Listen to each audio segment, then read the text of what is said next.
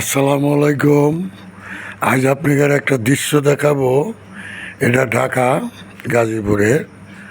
তো জিনিসটা শেয়ার করতেছি, ওনাদের যে ডেঙ্গু হয় কিসের জন্য হয়, বাইদি বাই যদি কোনো মশারি ফুটো থাকে তাহলে ওই জায়গা মাছের মতন লাসি ধরে যায়, ওনাকে আরাম মতে খায়া ওনাকে ডেঙ্গু বানা দেয়। তো ঢাকার মশা আপনাকেও গোনে না, কয়েলকেও মানে না। কয়েল ফ্যাটকারি কয় মনে মনে যে তোরা এবি বানাটে মানুষের টিনলিশকে মশা ধরাচ্ছি, কয়েল ধরাচ্ছি, কয়েলও মানতেছে না। লাস্টে জামা খুলিয়ে সমানে মশা দাবড়াতেছি। ভালো লাগলে লাইভ শেয়ার করেন। ধন্যবাদ। আসসালামু আলাইকুম।